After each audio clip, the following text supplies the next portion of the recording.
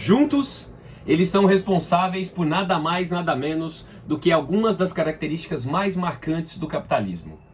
O século XXI é tributário deles e talvez o século XX, tal qual nós o conhecemos, não existiria se não fossem eles. Eu falo aqui do Taylorismo e do Fordismo, dois modelos de produção que são aí paradigmáticos para o capitalismo e para a história mundial. Para conversar um pouco deles que eu apareço aqui hoje. Muito prazer, eu sou Túlio Augustus, sociólogo e professor, e convido você, minha caríssima, você, meu caríssimo, a ser parte aqui dessa discussão. Em primeiro lugar, para você tornar a sua vida mais produtiva, você precisa se inscrever aqui nesse canal, clicando aqui embaixo, deixando um like no vídeo se você gostar, aí deixando suas impressões aí ao longo dos comentários, né? Estamos aqui para isso. Para você se tornar o seu dia, sua vida mais produtiva, você precisa, primeiro de tudo, se inscrever nesse canal.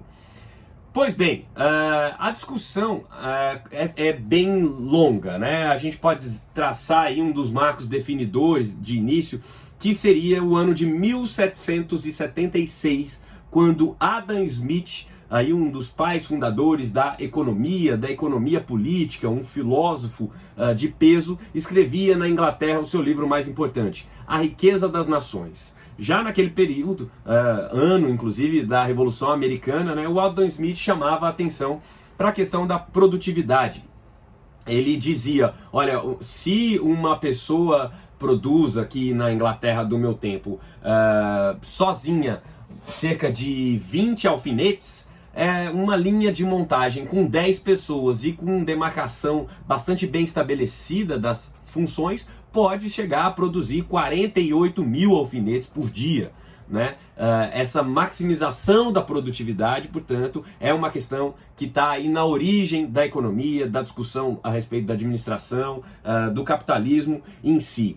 E a gente pode dar um salto a partir daí até meados do século XIX, cerca de um século depois, um sujeito de nome Frederick Winslow Taylor estava escrevendo sobre essas questões também. Ele era um técnico em administração e estava convencido ali de que precisava elaborar uma administração científica, era assim que ele chamava os seus estudos, né? E ele começou a elaborar, o Taylor começou a elaborar uma série de sistemas, de modelos voltados para a maximização da produtividade. E nesse modelo você tinha uma rigidez muito bem estabelecida a respeito das tarefas, da divisão do trabalho numa entidade fabril qualquer, né, criando um modelo que cronometrava o tempo, que estabelecia diretrizes de produção, enfim, e que visava acelerar a produtividade. É a partir daí, inclusive, com esses controles muito rígidos, que o Taylorismo, esse conjunto de ideias aos quais se deu o nome de Taylorismo, começa a ser associado a uma certa degradação do trabalho. Não por acaso, essa discussão a respeito da divisão do trabalho foi fundamental para um dos pais da sociologia, né, o francês Émile Durkheim, que escreveu um dos seus livros mais importantes da divisão do trabalho social, partindo exatamente do princípio de que você pode usar a divisão do trabalho social como um termômetro para a medição do grau de desenvolvimento das sociedades, né? Imbuído desses ideais tayloristas, um americano de nome Henry Ford abre uma fábrica em 1908 no estado de Michigan, nos Estados Unidos, onde começa a produzir ali o modelo T do seu Ford, da sua empresa Ford, da sua linha de montagem. E o Henry Ford foi bastante visionário, porque ele, abraçando esses princípios aí tayloristas, ele estabelece uma linha de produção, isto é, uma divisão bastante rígida dos processos e etapas produtivos no chão de fábrica, determinando muito claramente o que cada operário deve executar, como e quando deve executar, auxiliando e acelerando, portanto, o processo de produção, né? Não por acaso o estado de Michigan e a sua cidade mais famosa, Detroit, vão se tornar símbolos da ascensão dessa indústria automobilística, né? E quando esse modelo se esgota também, aí a partir do final da década de 90, eles também se tornam, essa cidade, esse estado também se torna um exemplo dessa decadência também desse modelo. Diz a lenda que Henry Ford teria se inspirado nas linhas dos matadouros de Chicago, né, que você tinha funcionários aí a partir de uma espécie de esteira móvel, de uma produção que matavam os animais e aí iam destrinchando as partes ali.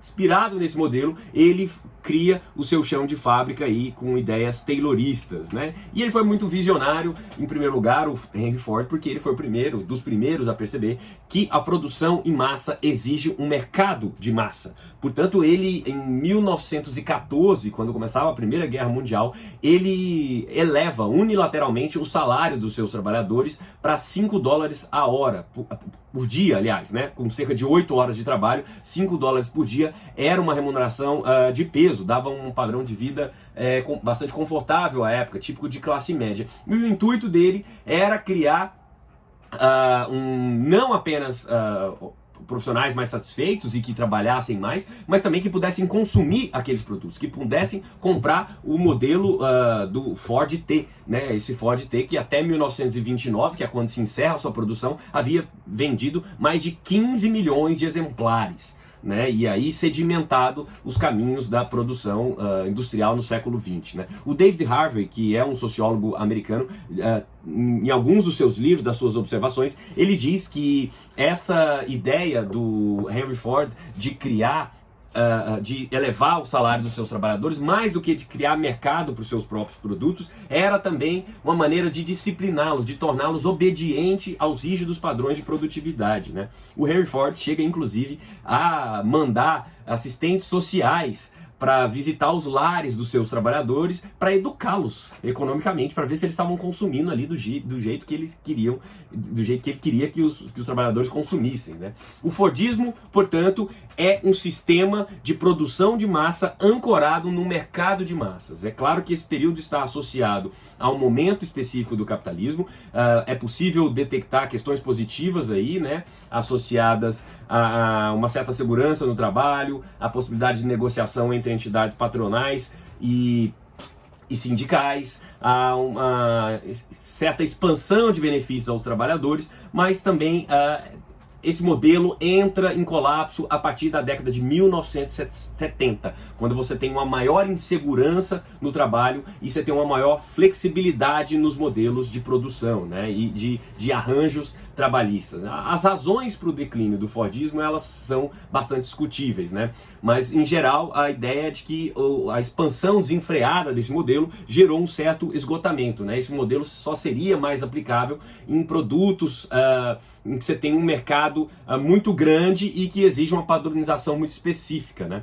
Além disso, é muito caro criar uma planta do tipo Fordista, né? E essa planta também acaba sendo muito rígida quando você precisa fazer mudanças diversas, né? Os modelos também da expansão fordista, eles são fáceis de copiar e por isso muitos países saíram copiando ao redor do mundo, e em países que você tem uma mão de obra mais barata, eles acabam levando maior vantagem, né? Isso foi o caso da ascensão do Japão e da Coreia do Sul, embora o Japão hoje não seja um país com mão de obra considerada barata, né? Esse sistema de produção, tal qual o Fordismo, é denominado pelos sociólogos como um sistema de baixa confiança. Isso porque a determinação vem da administração, a determinação sobre o que fazer. O trabalhador tem, portanto, pouca autonomia no processo produtivo ou na condução do seu trabalho, né? Um trabalho muito voltado para as máquinas, para a administração, para um controle rígido das tarefas e das etapas, né?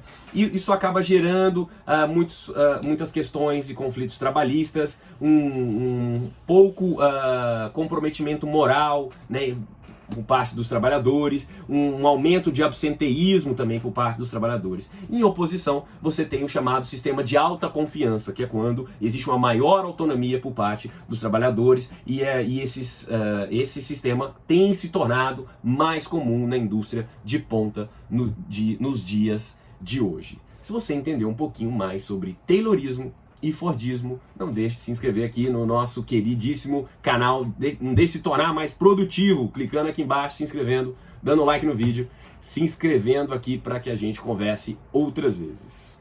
Um abraço e até a próxima.